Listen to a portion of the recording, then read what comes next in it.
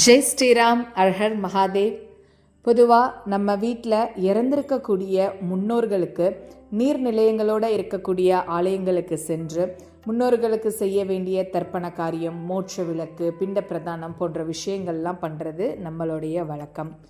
பொதுவாக எந்த ஆலயத்திற்கு போய் நம்ம இந்த பிண்ட பிரதானம் செய்யும்போது நம்ம முன்னோர்கள் நம்மளை மனம் குளிர்ந்து வாழ்த்திட்டு மோட்சத்துக்கு போகிறாங்க அப்படின்னு நம்பப்படுது அப்படின்னா, பீகாரில் இருக்கக்கூடிய கயாவில் விஷ்ணு பாதத்தில் போய் நம்ம பிண்ட பிரதானம் செய்யும்போது நம்ம முன்னோர்கள் எல்லாம் மனம் குளிர்ந்து சர்க்கதி அடைகிறாங்க அப்படின்னு நம்பப்படுது. 10 குழந்தைகள் பெற்றிருக்கோமே, 4 குழந்தைகள் பெற்றிருக்கோமே, யாராவது ஒரு குழந்தை நமக்கு இங்கே கயாவில் பிண்ட சார்த்தம் பண்ண மாட்டாங்களா அப்படின்னு நம்ம முன்னோர்கள்லாம் காத்துட்ருக்கக்கூடிய இடம்தான் கயா விஷ்ணு பாதம். கயாவில் பலவிதமான பிண்ட சார்த்தங்கள் கடைபிடிக்கப்படுது. அதில் ஒன்று தான் அஷ்டகயா. 9 நாள் நம்ம கயாலேயே இருந்து முன்னோர்களுக்கு செய்ய வேண்டிய தர்ப்பண காரியம்லாம் ஒரு இடத்துல இருந்து செய்யக்கூடியது தான் அஷ்டகயா.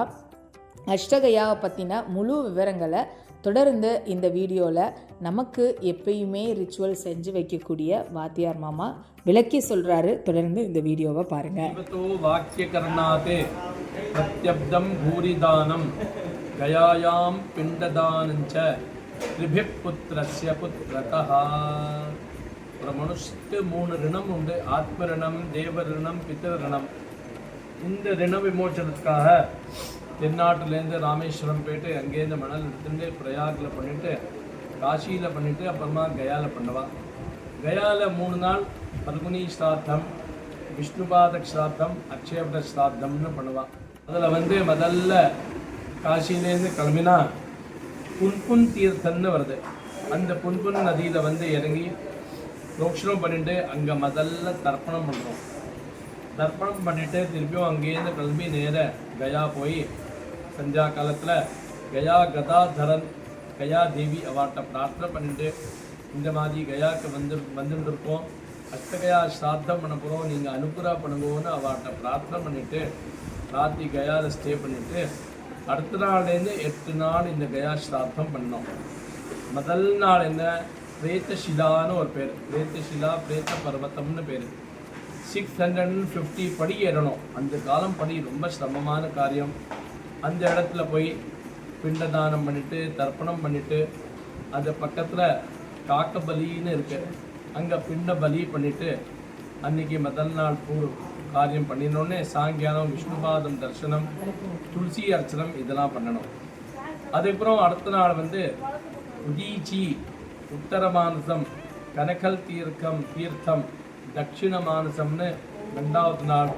அந்த 4 இடத்துலையும் பிண்டதானம் தர்ப்பணம் பண்ணணும். திருப்பியும் சந்தியா காலத்தில் துளசி அர்ச்சனம் பகவான் விஷ்ணுவுக்கு பண்ணணும். 3வது நாள் கூப்பகயா, கயாசிரன், மதுஷ்ரவா, முண்ட பிருஷ்ட, தௌத்தபாத, இந்த மாதிரி கதாதரம், பல்குனி, இந்த மாதிரி 3வது நாள் இத்தனை ஸ்ராத்தம் பண்ணிவிட்டு திருப்பியும் ராத்திரி பகவான் விஷ்ணுபாதம் துளசி அர்ச்சனம்லாம் பண்ணணும். அதுக்கப்புறம் அடுத்த நாள் 3வது நாள் சரஸ்வதி தீர்த்தம்னு இருக்குது, மாதங்க பாப்பின்னு இருக்குது, தர்மாரண்யம்னு இருக்குது, பௌத்தகயால இருக்குது, கதாலோல், ருக்மணி தீர்த்தம், கோபச்சாரம், பீமகயா, பிரம்ம சரோவரம். இந்த இடத்துல எல்லாத்தையும் போய் பிண்டதானம் தர்ப்பணம் பண்ணிவிட்டு 3வது நாள் ராத்திரி திருப்பியும் விஷ்ணுபாதத்தில் துளசி அர்ச்சனம்லாம் பண்ணிவிட்டு ராத்திரி அங்கே ஸ்டே பண்ணணும். 4வது நாள் பிரம்மயோனி, சாவித்ரி, ஜிக்வாரோல், சீதா குண்ட, ராமகயா. அதுக்கப்புறம் மகாவிஷ்ணு கோவிலில் ஈசான ருத்ரம், அந்த மாதிரி அந்த இடத்துல பிண்டதானம்லாம் பண்ணிவிட்டு திருப்பியும் ராத்திரி வேளையில் துளசி அர்ச்சனம்லாம் பண்ணிவிட்டு அங்கே பகவத் தியானம் பண்ணிட்டு இருக்கணும். 5வது நாள் விஷ்ணுபாத ஸ்ராத்தம்னு பார்ப்பண விதானமாக பண்ணணும். அது பண்ணின அப்புறம் அந்த கோவில்லையே கமலாசன, கார்த்திகேய, சப்ய, ஆவணீய, தட்சிணாக்னி, காரபத்திய, ஆவர்த்தையன்னு நிறையா இது இருக்குது, பில்லர் இருக்குது. அந்த பில்லரில் 21 பில்லரில் போயெல்லாம் பிண்டதானம் பண்ணிவிட்டு திருப்பியும் சந்தியா காலத்து வேலை துளசி அர்ச்சனம்லாம் பண்ணிவிட்டு அங்கே ராத்திரி பகவத் தியானம் பண்ணணும். அதுக்கப்புறம் 6வது நாள் திருப்பியும் அதே தூணு பக்கத்துலேயே கமலாசன, கார்த்திகேய சவ்ய ஆவணிய இதெல்லாம் இந்த மாதிரி திட்டம் நிறையா தோணும். அங்கே போய் பிண்டதானம்னா பண்ணணும். அந்த மாதிரி பண்ணினா அப்புறம் 7வது நாள் அதே தூணு பக்கத்தில் கஜகர்ணம்னு ஒரு தூண் இருக்குது. அதில் பாலால் தர்ப்பணம் சொல்லியிருக்கு. அதை பண்ணிவிட்டு திருப்பியும் க்ரௌஞ்ச அமரேந்த கலசோத்பவ ஆகஸ்திய வைத்தரணி அந்த மாதிரி அந்த இடத்துல பிண்டதானம்னா பண்ணிவிட்டு 7 நாள் ஆச்சு பூர்த்தி. 8வது நாள் அக்ஷயவட்ட ஸ்லாத்தம் பார்வண விதானமாக பண்ணிவிட்டு அந்த இடத்துல பிண்டதானம்னா 64 பிண்டம், அம்மாவுக்கு மாத்திரம் 16 பிண்டம்னு சொல்லியிருக்கா. அதே மாதிரி நம்ம ஃபேமிலியில் யார் யார் இருக்காளோ ஃபேமிலியில் ஃப்ரெண்ட்ஸு பசு பக்ஷி எல்லாருக்குமே அந்த இடத்துல அந்த அக்ஷயவட்டத்தை பிண்டதானம் பண்ணிவிட்டு நம்ம சமஸ்த பித்தர்கள்லாம் சுகமாக செய்யால் இருக்கணும்னு செய்யாதானம்னு படுக்க தலானி இது எல்லாமே தானம் பண்ணணும். இதெல்லாம் தானம் பண்ணினா அப்புறம் திருப்பியும் கோவிலில் வந்து விஷ்ணு பாதத்தில் வந்து துளசி அர்ச்சனை பண்ணி இந்த மாதிரி 8 நாள் சம்பூர்ணம் ஆன அப்புறம் 9வது நாள் கார்த்தால ஏன்னா அஷ்டராத்திரி இருக்கணும் அங்கே. அப்போ தான் அஷ்டகயா பலன்னு சொல்லியிருக்கு. அஷ்டராத்திரி 8 ராத்திரி அங்கே இருக்கணும்.